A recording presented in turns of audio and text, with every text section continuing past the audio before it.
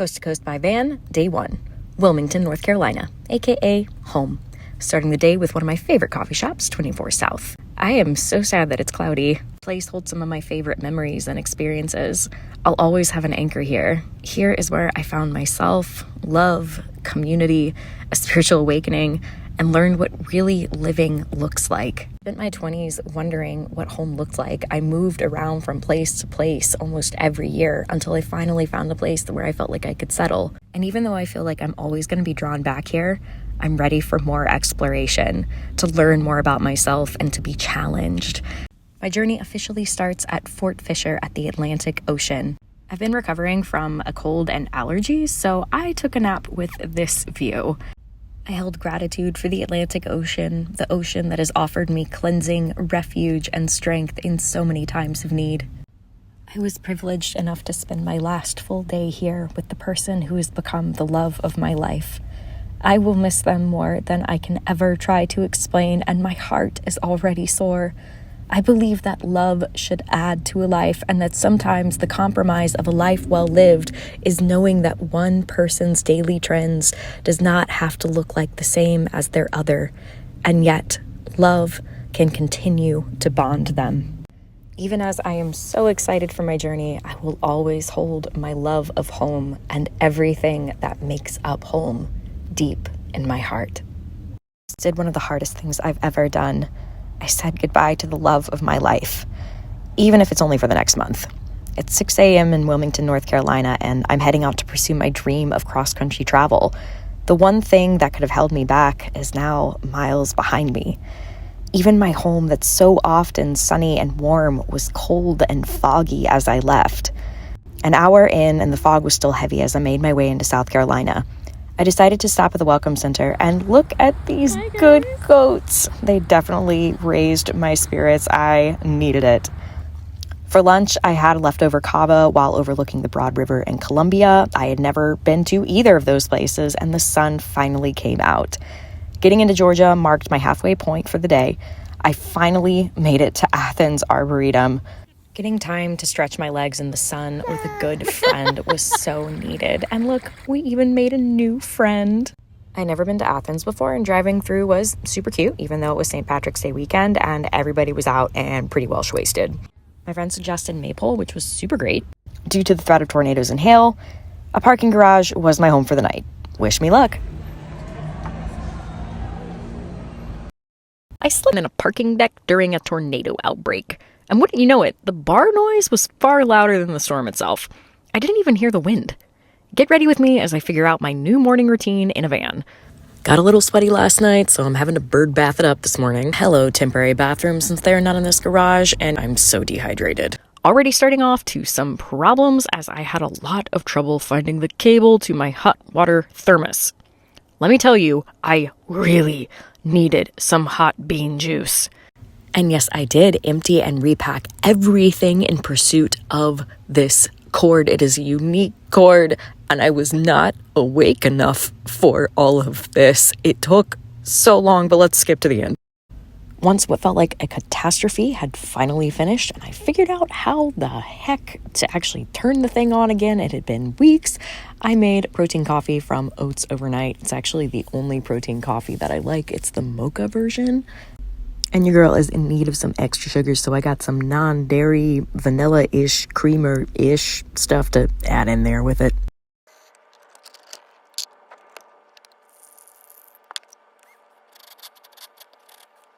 And it's time to become human again. With bean juice in my system, it's time to take down the curtains and join the people. Well, sort of, kind of, not really. I'm actually going to hike today, so we'll see what people are there. Thanks, Athens, Georgia. You were pretty cool, and I wouldn't mind spending some more time in you again. Stone Mountain, here I come. My day started in Athens, Georgia, where I managed to survive a tornado outbreak in a parking deck.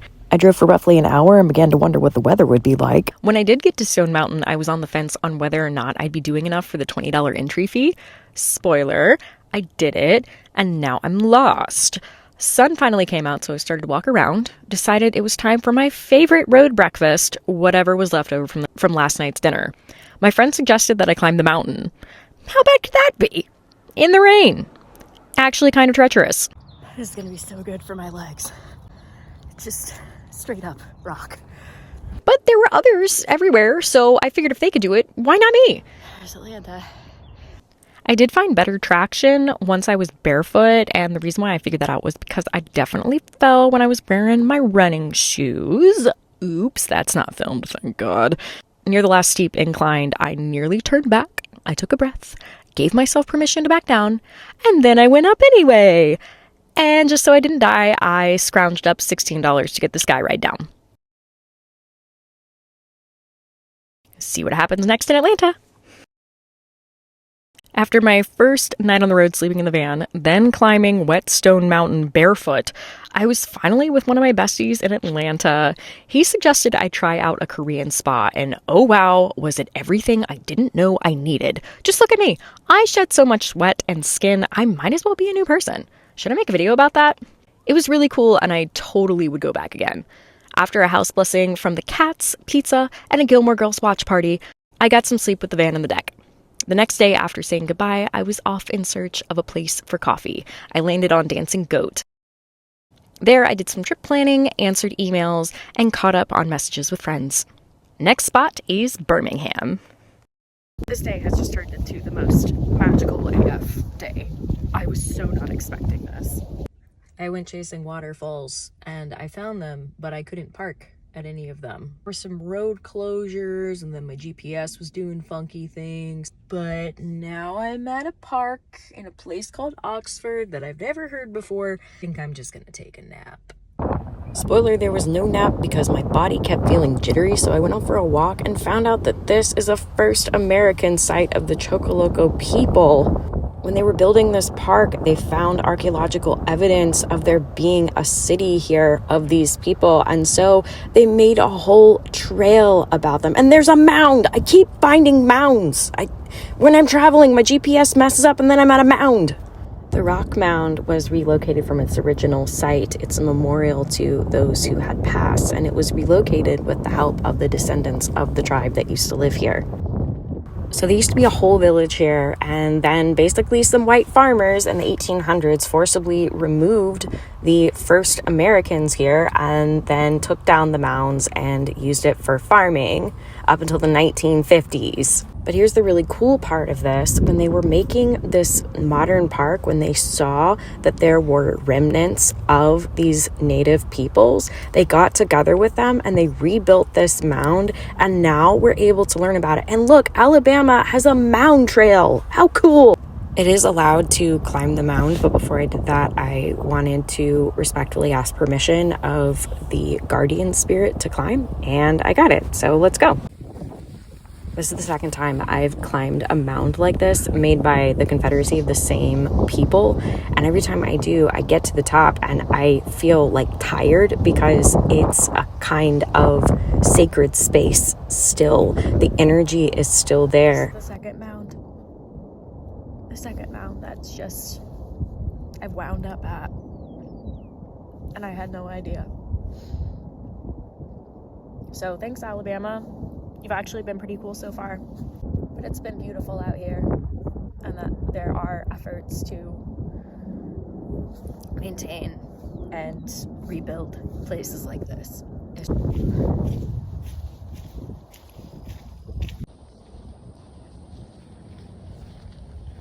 All right, what are the odds? I just saw dogs like that running in the field, like clairvoyantly. And I was like, no, those are dogs like you see more farther down south. That wouldn't make sense. Wow. Another one of my spirit signs, turtles. I'm seeing turtle heads pop up. Good one. There's a good little guy. Coast to Coast by van, day 4, Birmingham. It's my first time in Alabama, and surprise, I got an extra hour of time. Yay! I'm here fresh after the tornadoes in Alabama. At the rest stop or the welcome center, there's this really nice lady out front that's just like, the power's off, in a great accent, might I add. And so the bathrooms are broken, essentially. I was like, oh, well, I'm only here for the day. I was actually looking for recommendations on what to do. And she just kind of like stared at me and kind of like smiled awkwardly and then kept telling other people around us that the bathrooms were closed. After some aimless driving, I found a marker on Google Maps for the oldest tree in Alabama. Now let's see if I die getting there. I get so many vibes from this whole place. And now we get to go across a one-lane bridge over the Tallahassee River. Them vibes. Wow. Oh, goodness. River is high.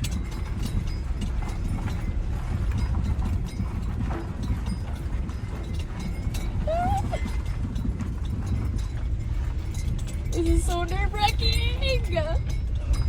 Oh. Okay. I know there are people who do that every day, but y'all.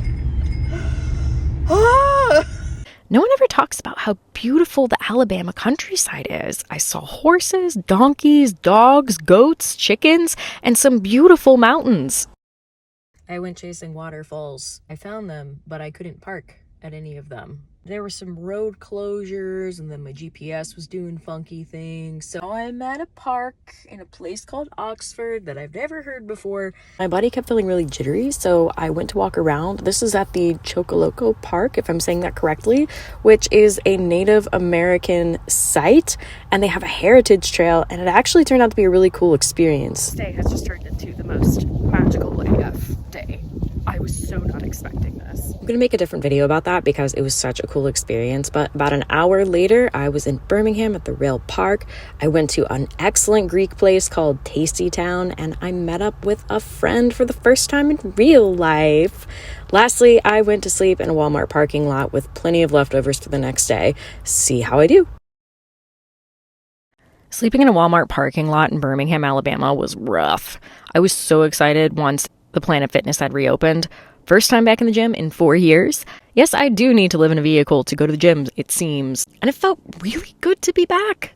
Came out just in time for sunrise, went to a peak called Lover's Leap, but had to move because once again in Alabama, no parking. Made coffee for myself in the van as I waited for Sloss Furnace to open. It was recommended to me by a friend, and it was free and super cool to wander around in. It'd be perfect for a photo shoot, but seeing as it was just me, no photo shoot.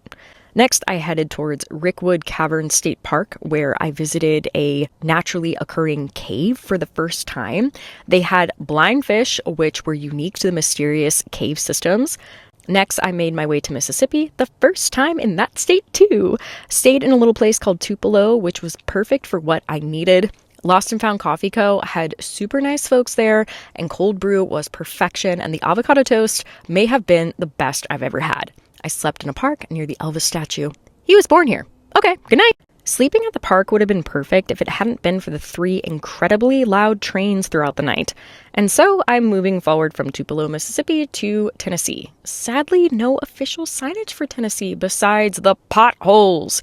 You'd think potholes were part of Tennessee's religious beliefs or something with how they're everywhere.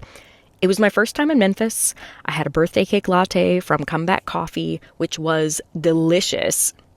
Did some work before heading to Mud Island Park for some napping, followed by some online meetings. As I was getting a strong, intuitive feeling to leave, I decided instead to drive by Sun Studios and some dilapidated but beautiful mansions. I was going to go by the Bass Pro Shop for the aquarium and architecture, but Spirit was moving in my car to leave, so my GPS rerouted itself to Arkansas. And on the right highway I needed to be on. Hey, I-40, I've missed you. Wow. Okay, Memphis, I don't know what our beef is, but I get it. You don't like me. First time in Arkansas, started rough.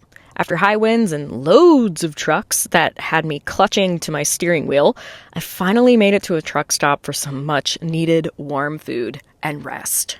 And once again, shout out to my comfort show, Gilmore Girls. Heading to Little Rock tomorrow.